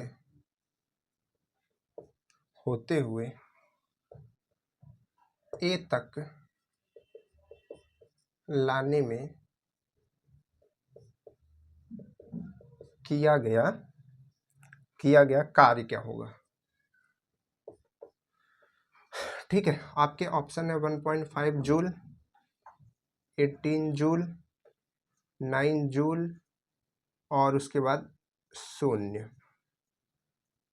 ठीक है, ये आपके पास में क्वेश्चन है। क्वेश्चन है कि एक यहाँ पर ट्रायंगल बनाओ जिसमें आपको +3 वोल्ट, -2 वोल्ट, -3 वोल्ट इस तरीके से दिखाया गया है और बोल रहा है कि 1.5 कूलाम का एक आवेश है, ठीक है, जिसको हम यहाँ से पहले यहाँ लाते हैं, मतलब ए से बी लाते हैं, बी से सी ले जाते हैं और सी से फिर ए ले जाते हैं, तो हमारा टोटल कार्य कितना हुआ। ठीक है, तो टोटल कार्य कैसे निकालेंगे, तो देखिए यहाँ पर हमने पढ़ा था पोटेंशियल डिफरेंस के बारे में। तो पोटेंशियल डिफरेंस में हमने देखा था कि जब हम एक पॉइंट से किसी दूसरे पॉइंट पर किसी आवेश को लेकर के जाते हैं, अब वो कितना भी आवेश हो सकता है, ठीक है, तो जब हम किसी आवेश को लेकर के जाते हैं तो वहां पर कुछ ना कुछ कार्य होता है, ठीक है, और उसी कार्य को तो हम पोटेंशियल डिफरेंस कह रहे थे। और वो कार्य किसके बराबर होता है, कार्य यानी कि वो जो डिफरेंस होता है किसके बराबर होता है, कार्य बटे यहाँ पर आपका ये होता है कूलाम, ठीक है, मतलब कि आपका आवेश, ठीक है, तो कार्य बटे आवेश होता है। तो कार्य बटे आवेश अगर आप करेंगे, मतलब कि इनका डिफरेंस करेंगे तो ये आपका कार्य ही देगा, ठीक है। तो कहने का मतलब है कि अगर हम इनका डिफरेंस निकाल लेते हैं वोल्टेज का और बाद में हम उसको आवेश से मल्टीप्लाई कर देते तो हमारा कार्य मिल जाएगा। अरे भाई, ये अगर आप फॉर्मूला लगाएंगे तो यहाँ से अगर आप W निकालना चाहते हैं तो अगर आपके पास में यहाँ पर VA मान लीजिए कि मालूम है और माइनस में VB मालूम है और इस Q को इधर अगर आप भेजेंगे तो ये मल्टीप्लाई में Q नहीं होगा, तो टोटल इधर क्या बचेगा, W ही तो बचेगा। तो कहने का मतलब ये वाला फॉर्मूले से हम कार्य निकाल सकते हैं ना सबका। पहले हम यहाँ से लेकर यहाँ तक का कार्य निकाल ले, फिर यहाँ से यहाँ तक का कार्य निकाल ले, यहाँ से यहाँ तक का कार्य निकाल ले, सबका कार्य निकाल करके जोड़े, फिर देखो टोटल कितना कार्य हुआ। ठीक है, चलिए करते हैं काम इस चीज को। तो देखिए सबसे पहले ए से लेकर के बी तक आने में, ठीक है, तो ए से लेकर के बी तक आने में कितना यहाँ पर हमारा कार्य हुआ, कैसे पता करेंगे, पहले देखेंगे कितना यहाँ पर वोल्टेज आया, मतलब कि वोल्टेज का डिफरेंस आया, ठीक है, जिसको हम लोग विभवांतर कह रहे हैं, ठीक है, ए से बी तक में। तो ए से बी तक में हम देखेंगे, ए से, ध्यान से देखिएगा, ए से बी में, ए से बी तक में, तो ए से बी तक में कितना आएगा यहाँ पर। तो देखिए सबसे पहले हम यहाँ पर आपको बताना चाहेंगे जिसका हम पहले नाम लेते हैं उसके वोल्टेज को पहले रखते हैं, ठीक है, क्योंकि यहाँ पर वोल्टेज देखिए सीधे सीधे दे दिया गया है, V और VB हमको दे दिया गया सीधे सीधे। तो हमने यहाँ पर बात किया कि ए से बी तक, तो ए का वोल्टेज और फिर वहां पर क्योंकि हमको इसका डिफरेंस निकालना है तो माइनस लगाएंगे। तो ए का वोल्टेज क्या है हमारे पास में, ए का वोल्टेज है +3, ठीक है, और माइनस में क्योंकि ए से बी की बात कर रहे हैं तो जिसकी बात पहले करेंगे उसको पहले लिखेंगे, फिर बी बाद में लिखेंगे। तो बी हमारा क्या है -2, तो यहाँ से ये आपका आ जाएगा ये, ठीक है, ये हो गया। तो अब ए से बी आप समझ पा रहे हैं कि ए हमने पहले कहा तो ए हम पहले रखेंगे, मतलब ए का वोल्टेज, बी हमने बाद में कहा तो बी का रखेंगे। तो अब अगर इसको सॉल्व करेंगे तो ये कितना आएगा ये कितना आएगा टोटल, ये 5 हो जाएगा। देखिए ये 3 और ये माइनस माइनस प्लस और जुड़ जाएगा 2 में 5 हो जाएगा, ठीक है, 5। अब ए से बी तक में इतना वोल्ट पूरा आ गया, ठीक है, मतलब कि ये आपका पोटेंशियल डिफरेंस आ गया, ठीक है, मतलब एक पोटेंशियल यहाँ पर, मतलब कि एक विभव यहाँ पे है, एक विभव यहाँ पे है, दोनों को हमने घटा दिया तो उसका डिफरेंस आ गया, तो पोटेंशियल डिफरेंस हो गया। यही चीज तो हम आपको समझा रहे थे यहाँ पर, तो ये क्वेश्चन हो गया उसका। तो अब देखिए यहाँ पर इतना पोटेंशियल डिफरेंस आ रहा है, इतना वोल्ट। तो अब ये चीज हम कार्य में कैसे कन्वर्ट करेंगे, तो हमने कहा कि कार्य में कन्वर्ट करने के लिए आप ये Q का मल्टीप्लाई इधर कर सकते हैं। तो कितना आवेश आप यहाँ से यहाँ तक ला रहे थे तो खुद ही आपका आ जाएगा कार्य। तो हम ला रहे थे 1.5 कूलाम, कितना ला रहे थे 1.5 कूलाम। तो हम यहाँ से कह सकते हैं कि W A से B, मतलब A से B तक जाने में, या फिर WAB हम कह सकते हैं। तो WAB कितना हुआ हमारे पास में, WAB हुआ ये आपका पोटेंशियल डिफरेंस यानी कि 5 और मल्टीप्लाई में Q यानी कि 1.5, तो 15×5 75 हो जाता है। तो ये टोटल आपका आएगा 70, मतलब 75 मतलब 7.5 आ जाएगा क्योंकि ये पॉइंट में है। तो इतना जूल ये इसका कार्य आ गया केवल यहाँ से यहाँ तक लाने में। अब हम देखते हैं B से C तक ले जाने में। तो B से C तक में, ठीक है, B से C तक में क्या होगा, B का पहले रहेगा -2 पहले रहेगा, फिर माइनस लगा करके आपका रहेगा -3 का, ठीक है। तो ये आपका अगर आप इसको सॉल्व करेंगे तो टोटल ये प्लस हो जाएगा, ये माइनस है तो 1 आएगा, 1 वोल्ट, ठीक है। तो कार्य कितना आएगा, WBC कितना आएगा, ये आपका आएगा 1 × 1.5, क्योंकि आवेश तो वही है जिसको हम ले जा रहे हैं, ठीक है, फिर से तो ये आपका 1.5 ही रह जाएगा, इतना जूल हो जाएगा, ठीक है। तो 2 आ चुका है। अब इसके बाद तीसरा कैसे निकालेंगे, ये सब हटा देते हैं इधर से, चलिए हटा देते हैं सब ऑप्शन। हाँ एक सेकंड, अगर आपको नहीं दिख रहा है ना, थोड़ा मार्कर में इंक डाल लेते हैं, तब से आप उसको तीसरा निकालते रहिए। तो तीसरा निकालिए, देखिए आ रहा है आपका, मतलब कि सी से ए जाना है ना अब, तो सी से ए देखिए कैसे आएगा, बताइए अपने से खुद से निकालिए, देखिएगा भी जब हम निकालेंगे तो मैच करना चाहिए सेम सेम, ठीक है, क्योंकि कुछ काम करेंगे तभी तो मजा आएगी ना। चलिए आगे बढ़ते हैं। चलिए ये हो गया, इंक थोड़ा सा कम हो जाती है तो दिखता नहीं है आप लोगों को, हमको तो दिख रहा है। चलिए तो ये हो गया।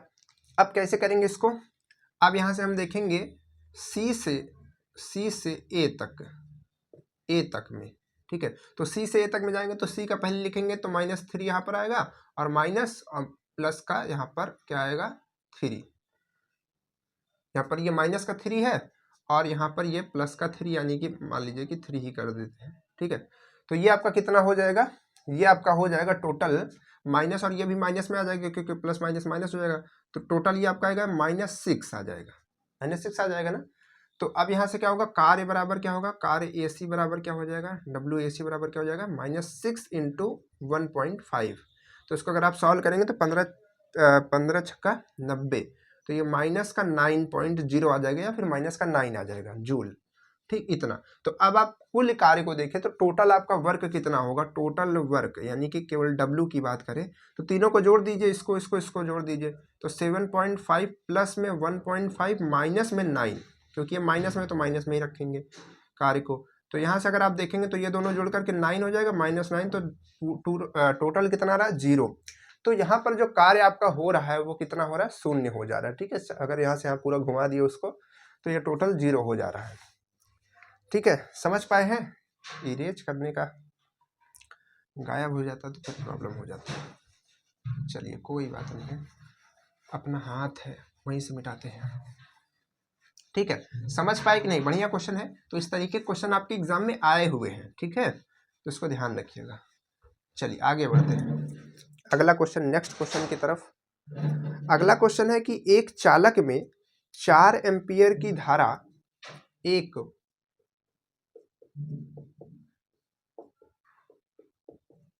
4 एम्पियर की धारा 10 मिनट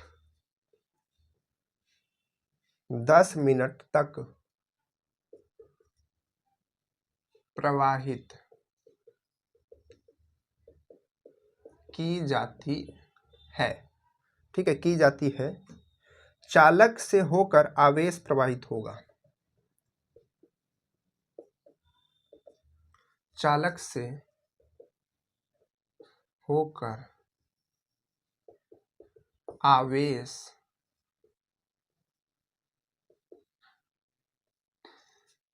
प्रवाहित होगा। आपके ऑप्शन है 80 कूलाम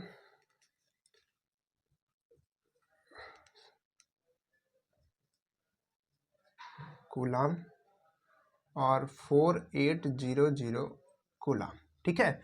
ये आपके पास में क्वेश्चन है, कैसे सॉल्व करेंगे, क्या कह रहा है वही क्वेश्चन है कि एक चालक में 4 एम्पियर की धारा 10 मिनट तक प्रवाहित की जाती है। अच्छा, तो ये यहाँ पर समय आ रहा है और एम्पियर आ रहा है, तो आप यहाँ से क्या सोच पा रहे हैं, क्या दिमाग लगा पा रहे हैं। यहाँ पर देखिए विद्युत धारा दिया गया है, विद्युत धारा यानी कि I की वैल्यू आपको दी गई है, I की वैल्यू कितना दी गई है, 4 एम्पियर। अभी हमने आपको बताया था कि इसकी यूनिट एम्पियर भी होती है, ठीक है। I दिया गया है और क्या दिया गया है, आपको समय दिया गया है 10 minute, oh my God, T आपको दिया गया है 10 मिनट बराबर 10 × 60, ये आपका हो जाएगा 600 सेकंड, क्योंकि यहाँ पर जो हम रखते हैं सेकंड में रखते हैं, ठीक है, ध्यान रखिएगा। तो सेकंड, अब आपको बताना है कि चालक से होकर आवेश कितना प्रवाहित हुआ होगा। भाई आपको धारा पता है, आपको समय पता है, कितना आवेश यहाँ से निकल के गया होगा नहीं पता होगा, ठीक है। कैसे नहीं पता होगा, है ना, यहाँ से कैसे पता होगा भाई, Q की वैल्यू अगर आप देखेंगे तो ये T इधर चला जाएगा, तो यहाँ से फॉर्मूला बन जाएगा I × T, या फिर ऐसे कहिए, ऐसे बनेगा Q बराबर क्या बनेगा, I × T, ठीक है। I आपका यहाँ पर आवेश हो जाएगा, सॉरी यहाँ पर ये क्या हो जाएगा, धारा हो जाएगी, तो ये कितनी है 4 है, और T आपका कितना है 600 है, तो 6 चौको 24 और 0 2 लगा दीजिए, इतना क्या आ जाएगा कूलाम, क्योंकि ये कूलाम में होता है। तो आपके ऑप्शन में है कहीं पर, यहाँ पर, यह राइट आंसर, ठीक है।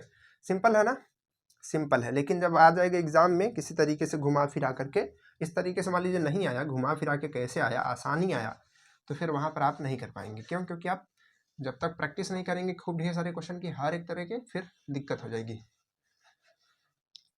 ठीक है, चलिए नेक्स्ट क्वेश्चन क्या है। अच्छा, इसी में एक क्वेश्चन और है, इसी में थोड़ा सा क्वेश्चन हम बनाना चाहेंगे, और इस तरीके क्वेश्चन आपके एग्जाम में पूछा गया है। क्या पूछा गया कि आपको इस तरीके से लिखा था जो क्वेश्चन था भी, ठीक है। अब उसी में वो नहीं पूछा था कि जैसे इसमें क्या लिखा था कि कितने आवेश प्रवाहित होंगे, ये नहीं पूछा था। पूछा था कि ये बताइए कि इस चालक में इस चालक में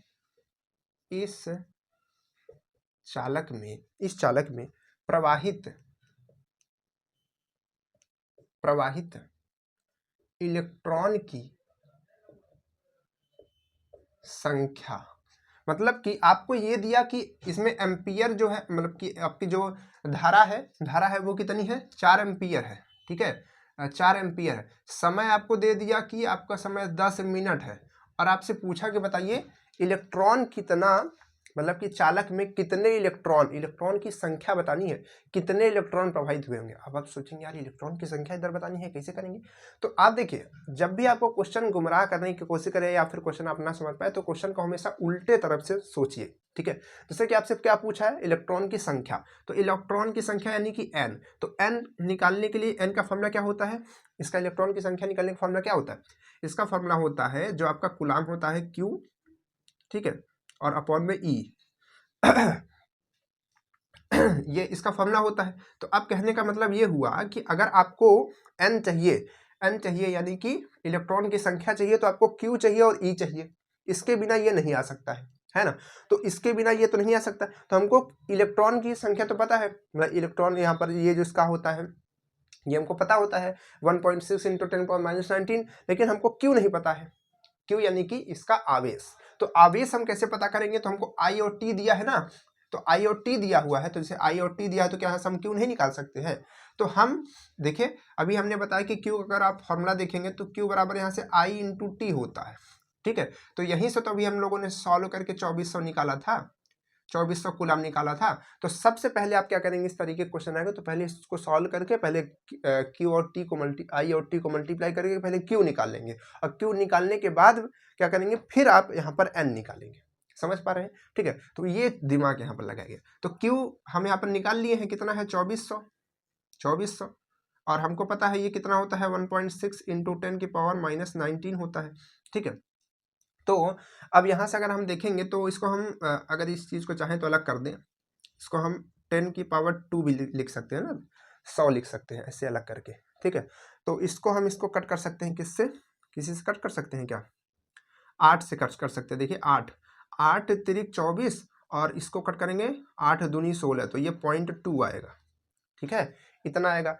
अब इस 19 को हम ऊपर ले जाते हैं, और यहाँ से इसको और इसमें दोनों में 10 से मल्टीप्लाई करते हैं, तो इसमें करेंगे तो 30 हो जाएगा, इसमें करेंगे तो ये 2 हो जाएगा, ठीक है। और इनटू में ये चीज़ जब ऊपर जाएगी तो ये 19 है और ये 2 दोनों जुड़ जाएंगे, तो 19 2 कितना होता है भाई 21 होता है, और यहाँ से कटेगा तो 15, तो 15 गुणते 10⁻21, इतने ये n की वैल्यू आएगी, तो इतने यहाँ पर इलेक्ट्रॉन की संख्या प्रवाहित होगी, ठीक है, मतलब कि उस चालक से प्रभावित होगी। तो आप चाहे इलेक्ट्रॉन की संख्या बता दीजिए, चाहे आप कूलाम बता दीजिए कि इतना कूलाम होगा या फिर इतने इलेक्ट्रॉन की संख्या होगी, दोनों चीज़ सेम है, ठीक है। बस ये इलेक्ट्रॉन की संख्या के रूप में बताया है, यहाँ पर ये कूलाम के रूप में बताया है। तो आपसे क्वेश्चन कैसे भी पूछ सकता है, ठीक है। तो ज़्यादातर चांस है कि आपको यही वाला पूछेगा, तो पूछ सकता है, क्योंकि इसमें 2 स्टेप है, ठीक है। चलिए आगे बढ़े, इस तरीके क्वेश्चन सॉल्व कर पाएंगे। आगे बढ़ते हैं नेक्स्ट क्वेश्चन की तरफ। चलिए आप लोग साथ में लगाते चलिए क्वेश्चन सब कुछ बढ़िया से। चलिए अगला क्वेश्चन क्या है, अगला क्वेश्चन थोड़ा सा लिखना पड़ेगा, समय लगेगा, ठीक है। तो साथ में आप लोग लिखते चलिए कि एक बादल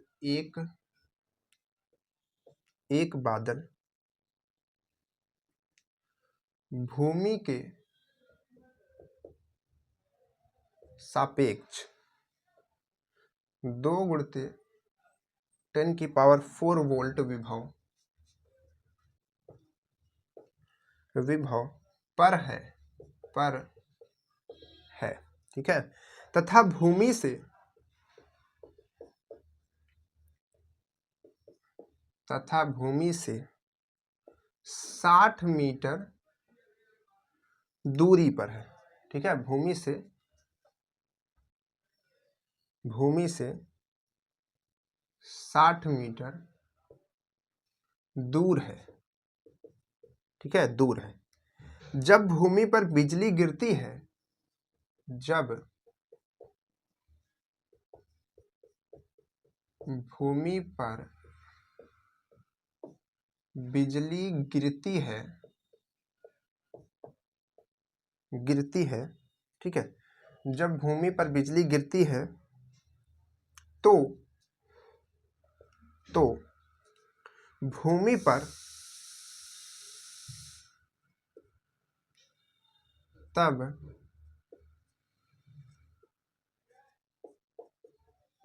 तब भूमि पर 65 कूलाम का आवेश स्थानांतरित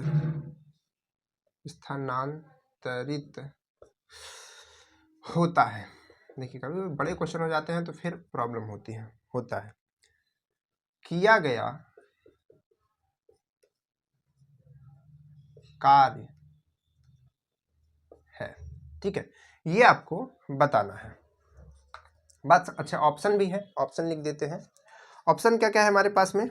देखिए, ऑप्शन हमारे पास में है 76 इंटू 10⁻7 जूल। ठीक है, और उसके बाद है 3.077 इंटू 10⁻6 जूल। इसके बाद है 2 इंटू 10⁻4 जूल। उसके बाद है 1.30 इंटू 10⁻6 जूल। ठीक है, ये आपके पास में ऑप्शन है। ठीक है, कैसे सॉल्व करेंगे इसको, ध्यान से समझिए। तो कहा है कि एक बादल भूमि के सापेक्ष इतना वोल्ट विभव पर है। ठीक है, उसके बाद है कि तथा भूमि से इतना दूरी पर है। जब भूमि पर बिजली गिरती है, और बिजली किसके द्वारा गिरेगी? बादल के द्वारा ही गिरेगी। तो भूमि पर इतना आवेश स्थानांतरित होता है, तो कितना कार्य हुआ होगा। तो हमने क्या कहा कि कार्य हम लोग कैसे निकालते हैं? देखिए, ये वाला फॉर्मूला। तो हमने कहा कि जब कोई चीज, कोई भी जितना आवेश होता है एक जगह से दूसरे जगह लाया जाता है, तो उसके लिए कार्य करना पड़ता है, उसका कार्य होता है, और वही कार्य बाद में किसमें कन्वर्ट होता है? विभव में कन्वर्ट होता है। ठीक है, यहाँ चीज हमने देखा था। ठीक है, किसी को दूर से लाते हैं तो कार्य करना पड़ता है, और वही कार्य हमारा विभव कहलाता है। ठीक है, तो कहने का मतलब हमको ये फॉर्मूला लगाना पड़ेगा जिससे हमको कार्य पता चल जाएगा। ठीक है, तो विभव बराबर क्या होगा? आवेश और मतलब कि विभव बराबर कार्य बटे आवेश हो जाएगा।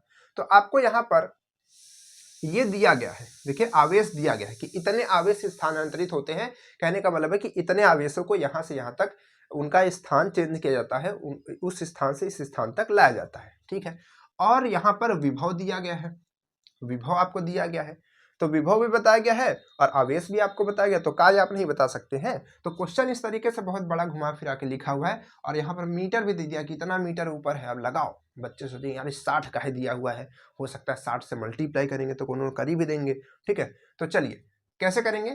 तो इसका फॉर्मूला लगाएंगे। यहाँ पर v बराबर क्या होता है W/Q। तो हमको क्या निकालना है? W निकालना। तो Q को इधर भेजेंगे तो V इंटू Q हो जाएगा। ठीक है, तो V हमारे पास कितना है? वोल्टेज कितना है? 2 इंटू 10⁻4। ठीक है, 10⁻4। उसके बाद हमारे पास ये कितना है? कूलाम कितना है? ये 65 है। ठीक है, कितना है? 65, मतलब कि 65 कूलाम हमारे पास आवेश है। अब इन दोनों को मल्टीप्लाई कर लेते हैं, क्योंकि कूलाम में है तो डायरेक्ट हम 65 ही रख सकते हैं। तो 65 दूना कितना होता है? 5 दूनी 10 का 0 से लगाए, 6 दूनी 12 13, इतना आएगा। ठीक है, 130, और इंटू में यहाँ पर क्या आएगा? 10⁻4। ठीक है, आपको इस तरीके से कहीं ऑप्शन दिख रहा है? 10⁻4 ये तो नहीं है भाई। यहाँ पर ये 6 इधर भी नहीं है, कहाँ गया? देखिए, यहाँ पर एक जो ऑप्शन हमारा है ये दिख रहा है, लेकिन यहाँ पर ये 130 है और यहाँ पर 1.3। तो अगर हम यहाँ पर इस चीज़ को ऐसे भी तो लिख सकते थे, मतलब कि इसको अगर हम चाहें 130 को हम चाहें तो हम इसको ऐसा नहीं लिख सकते हैं। 130 को अगर हम चाहें तो 1.30 इंटू 100 ऐसा लिख सकते हैं कि नहीं? देखिए, इस चीज़ को ऐसा लिख सकते हैं, क्योंकि 100 से मल्टीप्लाई करेंगे तो फिर से 130 हो जाएगा। अब हम मल्टीप्लाई नहीं करते, 100 को इधर दे देते हैं। तो 4 0 तो पहले ही था, और 100 की वजह से 2 0 और हो गया, तो ये 6 हो जाएगा। हो जाएगा ना। तो ये आ जाएगा कितना, इतना जूल। ठीक है, ऑप्शन नंबर ये बात ठीक है। तो इस तरीके से क्वेश्चन आपको घुमाने की कोशिश करेगी। ये क्वेश्चन लेने का यही केवल पर्पज है कि इसमें एक एक्स्ट्रा वैल्यू आपको दी है 60 मीटर, तो 60 मीटर का कोई काम यहाँ पर नहीं है। तो इस तरीके से आप इन चीज़ों से भी सतर्क रहिए कि कोई भी चीज़ आ सकती है, बस आपको ध्यान रखना है, फॉर्मूलों को ध्यान रखना है। ठीक है, देखिए हर एक चीज़ यहाँ पर जो हम लगा रहे हैं सब कुछ फॉर्मूले पे है ना। ठीक है, क्योंकि इधर क्या जो है क्वेश्चन इसी तरीके से बनते हैं, अभी आगे इनका बहुत काम आने वाला है। ठीक है, अब ये बेसिक अगर आप यहाँ सीखे रहेंगे तो फिर वहाँ दिक्कत नहीं होगी। फिर नहीं तो बच्चे कहते हैं सर हमको समझ नहीं आ रहा, बड़ा बड़ा क्वेश्चन हम नहीं कर पा रहे हैं।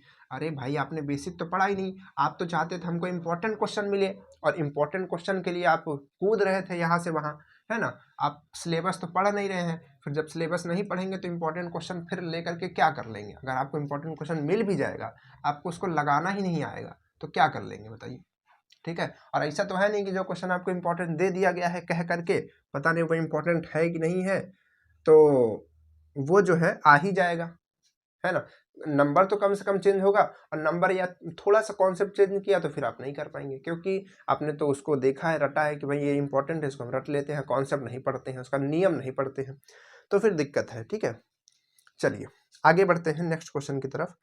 ये क्वेश्चन बहुत अच्छा है, आगे है, मतलब क्वेश्चन है कि आवेश, समझिएगा आवेश लास्ट क्वेश्चन है, सब लोग अच्छे से समझ लीजिए, फिर इस क्लास के बाद छुट्टी करते हैं और आप लोग जाइए आराम से मजा कीजिए, फिर ये चैप्टर आपका खत्म हो जाएगा।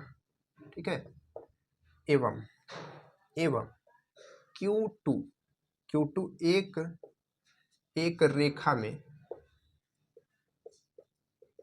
रेखा में इस प्रकार स्थित है,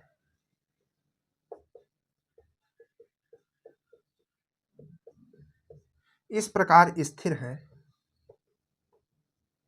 कि प्लस Q2, ये प्लस का है, ठीक है, प्लस Q2 तथा माइनस Q1 के बीच की दूरी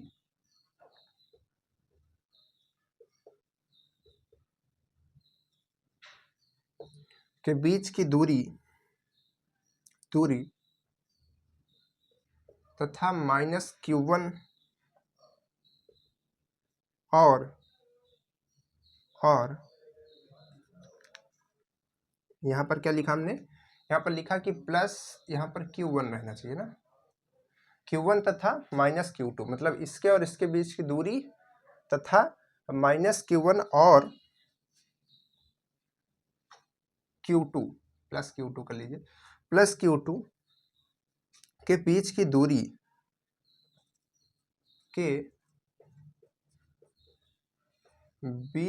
दूरी समान है। ठीक है, समान है, प्लस Q1 पर कुल बल शून्य करने, कुल बल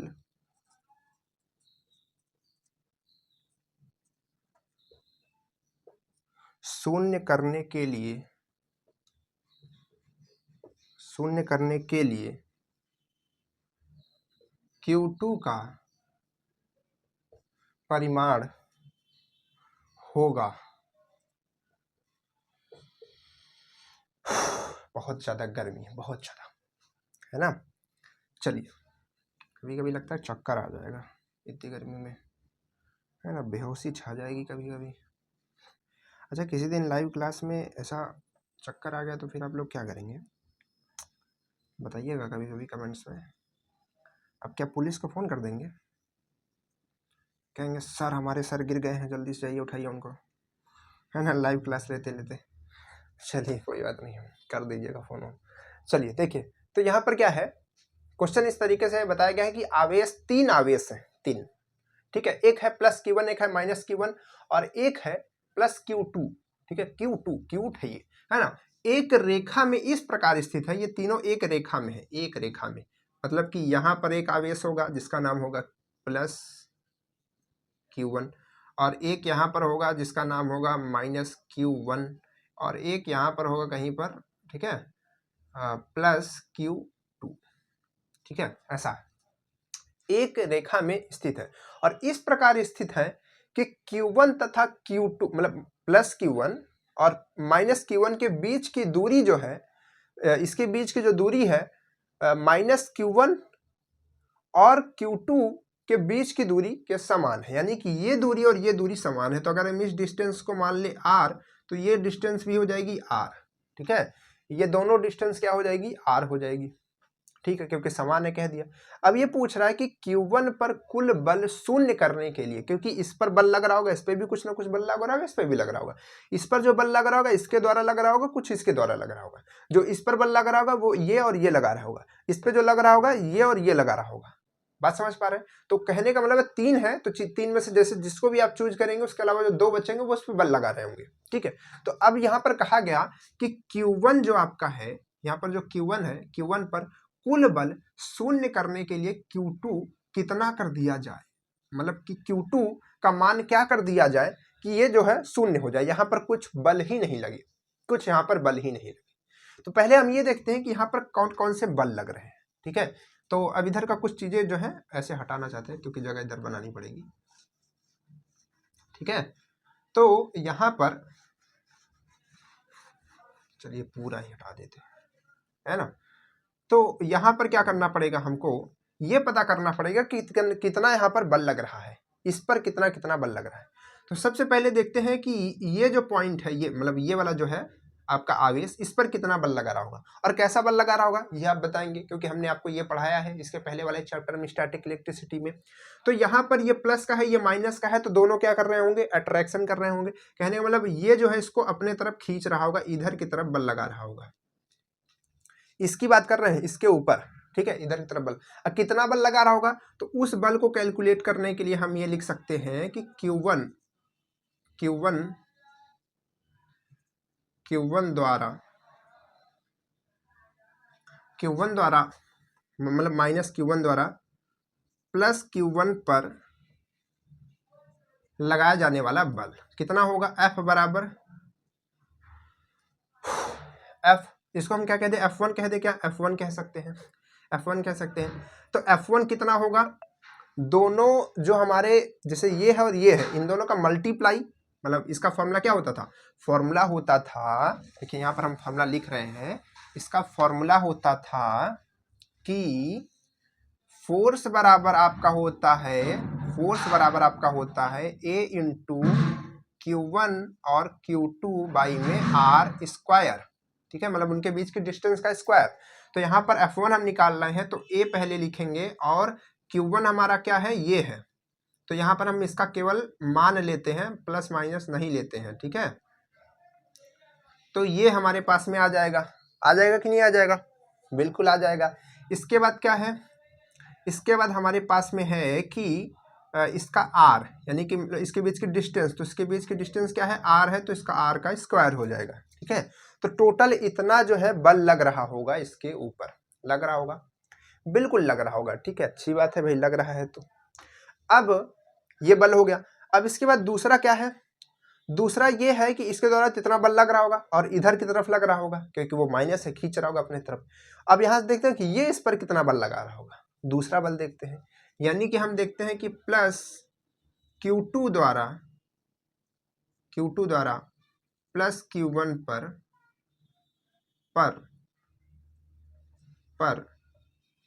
बल, तो इसके द्वारा कितना बल लगाया जा रहा होगा, तो इसके द्वारा मान लीजिए कि हम बल को मानते हैं F2 लग रहा होगा, ठीक है।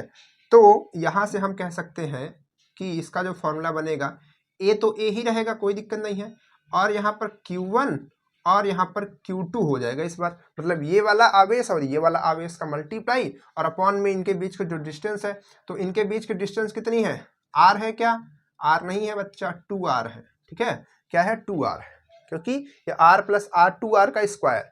और ऐसा कभी मत कीजिएगा कि आप ऐसे लिख दीजिए R मतलब 2 और R का स्क्वायर, तो यहाँ पर हमने थोड़ा दिमाग नहीं लगा पाए, क्योंकि हम ये टोटल ये डिस्टेंस है, तो डिस्टेंस का स्क्वायर करना है, R का थोड़ी नहीं करना, तो टोटल डिस्टेंस पहले लिखेंगे तब उसका स्क्वायर करेंगे, इस तरीके से करेंगे तो गलत हो जाएगा। कहने का मतलब 2R स्क्वायर करेंगे तो ये गलत है, आपको 2R का होल स्क्वायर करना पड़ेगा, ठीक है, ध्यान रखिएगा।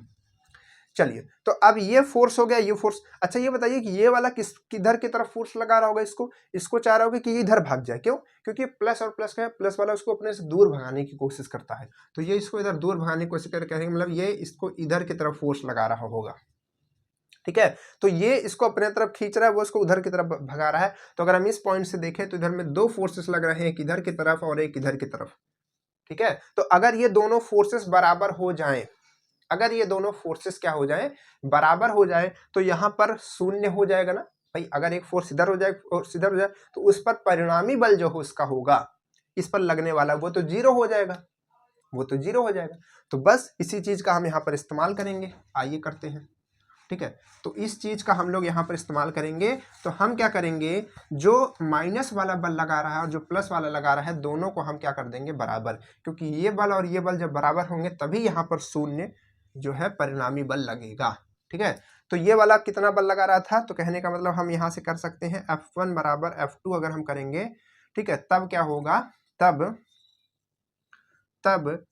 Q1 प्लस Q1 पर परिणामी क्या होगा, परिणामी बल शून्य होगा। ठीक है, परिणामी बल क्या होगा, शून्य होगा, जब हम इसको इस तरीके से रखेंगे तब। तो F1 हमारा क्या है, F1 है A इंटू यहाँ पर Q1 फिर से, और इसके बाद यहाँ पर क्या होगा आपका R का स्क्वायर, और इसके बाद यहाँ पर क्या होगा इक्वल में फिर से यहाँ पर A, और यहाँ पर Q1 और यहाँ पर Q2, और यहाँ पर आपका होगा, अगर इसका आप स्क्वायर कर देंगे ना, इसका स्क्वायर कर देंगे तो आपका हो जाएगा 4R स्क्वायर, है ना, ऐसा हो जाएगा। तो अब देखिए यहाँ से बहुत सारी चीज़ें कट सकती हैं, क्योंकि A से A कट जाएगा, Q1 से Q1 कट जाएगा, R स्क्वायर से R स्क्वायर कट जाएगा। ठीक, तो टोटल ये 4 बचेगा। तो 4 अगर इधर जाएगा तो ये हो जाएगा 4Q1, और यहाँ से आ जाएगा Q2। ठीक है, Q2 आ जाएगा। तो यहाँ पर क्या पूछा था, Q2 का क्या परिमाण, Q2 का क्या परिमाण होगा कि ये जो है जीरो हो जाए, उसके ऊपर बल शून्य हो जाए। तो उसके ऊपर बल शून्य, तो हमने कंडीशन लगा दी, लेकिन उसको कंडीशन लगाने के बाद हमको ये पता चला कि Q2 जो होना चाहिए Q1 के 4 गुना होना चाहिए। देखिए Q2 जो होना चाहिए वो क्या होना चाहिए, Q1 के 4 गुना होना चाहिए, तब जाकर के यहाँ पर ये जो है आपका क्या होगा, ये चीज शून्य हो जाएगा, इस पर लगने वाला फोर्स। ठीक है, तो Q2 का परिमाण क्या आएगा, Q1 का 4 गुना। तो आपके ऑप्शन में कहीं पर है, आपके ये 4 ऑप्शन है, 4 ऑप्शन में से आपको दिख रहा होगा 4Q1। तो Q2 का जो परिमाण है वो कितना होना चाहिए, वो 4Q1 होना चाहिए, तब आपका इस पे लगने वाला फोर्स क्या हो जाएगा, जीरो हो जाएगा। बात क्लियर हुई? ठीक है, तो इस तरीके से आप इनके जो क्वेश्चन होते हैं इसको कर सकते हैं। यहाँ पर हमने आपको करंट समझाया, विभव समझाया, विभवांतर समझाया, और इस पे लगने वाले फोर्सेस के बारे में समझाया, और यहाँ पर हमने आपको विद्युत क्षेत्र के बारे में समझाया, और विद्युत क्षेत्र की तीव्रता के बारे में समझाया, और इस पे हमने क्वेश्चन किए। तो आज का ये पूरी क्लास इस पे रही और पूरे अच्छे तरीके से खत्म हो गई। इसमें हमने आपको बहुत सारी चीजें बताई हैं। तो अब आपको क्या करना है, इसके जो और भी क्वेश्चन होते हैं बाकी के, उसको आपको और अच्छे से रिवीजन करना है और प्रैक्टिस करना है इस क्वेश्चन की। अब हम लोग मिलेंगे इसके नेक्स्ट क्वेश्चन में, नेक्स्ट क्लास में। तो नेक्स्ट क्लास में हम लोग बात करेंगे ओम्स लॉ की, और भी चीज़ों की वहाँ पर बात करेंगे, रजिस्टर की बात करेंगे, रेजिस्टेंस की बात करेंगे, कंडक्टिविटी, कंडक्टेंस, ये सारी चीज़ों की बात करेंगे। और इसमें हम लोग क्वेश्चंस भी लगाने वाले हैं जो कि आपके एग्जाम में भी पूछे गए हैं पिछले बार। ठीक है, तो चलिए फिर मिलता है आपसे नेक्स्ट क्लास में। तब तक आप प्रैक्टिस करते रहिए, जितनी ज़्यादा के क्वेश्चन की प्रैक्टिस कर सकते हो उतनी प्रैक्टिस कीजिए। ठीक है, अभी से इंपॉर्टेंट क्वेश्चन के पीछे मत भागिए, अभी आप अच्छे से अपना सिलेबस खत्म कीजिए, हर एक चीज़ पढ़िए। उसके बाद 1 महीने का समय जब बचेगा पूरा, आप उसमें 1 महीने में पूरा जितना आप कर सकते हैं, जितना इंपॉर्टेंट लगा सकते हैं उतना लगाइएगा। 1 महीने का समय बहुत ज़्यादा होता है, 30 दिन होते हैं। अगर आप 2 दिन में एक मॉडल भी लगाएंगे तो फिर आप वहाँ पर 15 मॉडल लगा लेंगे। ठीक है, तो इस तरीके से घबराइए नहीं, बहुत ही पेशेंस रखना पड़ेगा, एग्जाम है, पेशेंस की जरूरत होती है। ऐसा नहीं कि हम बस अपना लेकर के भाग रहे हैं, हमको बस तुरंत आज ही से घबरा जाए कि नहीं हो पाएगा, हम अपना इंपॉर्टेंट क्वेश्चन अभी से पढ़ें। तो वो चीज़ें आपको पढ़नी है, करनी है, देखनी है, हर एक चैप्टर में ढूंढना है क्या इंपॉर्टेंट है। जब आप वहाँ पर पहुँचेंगे लास्ट में तो आपको उस चैप्टर में वो चीज़ें पढ़नी है। ठीक है, तो इन चीज़ों को थोड़ा सा ध्यान रखिए, पेशेंस बना करके रखिए, काम करते रहिए, ज़्यादा से ज़्यादा पढ़िए, क्वेश्चन की प्रैक्टिस कीजिए, समय बर्बाद मत कीजिए। ठीक है, चलिए फिर मिलते हैं आपसे नेक्स्ट क्लास में, तब तक के लिए बाय बाय।